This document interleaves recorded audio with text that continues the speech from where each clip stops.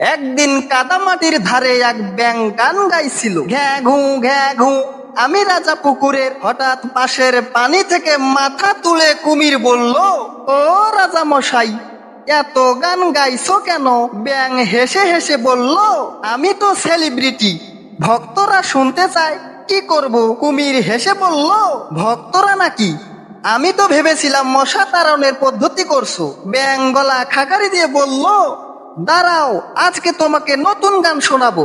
কুমির মামা দাঁত দেখায়, ব্যাঙ ভয় পায় না। কুমির মুচকি হেসে বলে, ভয় পাস না ঠিকই, কিন্তু আমি হা করলে তুই গায়েব হয়ে যাবি। এবার ব্যাঙ বলল, তাও আমি গাই, কারণ ভয় পেলে গলা কাঁপে, আর গলা কাঁপলে তাল ভাঙ্গে। কুমির মাথা নড়িয়ে বলল, তুই শুধু ব্যাঙ না, তুই তো ব্যঙ্গ আত্মা। পুকুর ধারের সব জলজ প্রাণী এমন ভাবে হেসে উঠল যে সেই রাতে কুমিরও গান গাইতে চেয়েছিল। তখন কুমির বলল, আমিও গান গাইবো। ব্যাঙ আর কুমির একসাথে গান শুরু করলো। সকল জলজ প্রাণী তাদের গান শুনে হাসতে লাগলো, হা হা হা হা।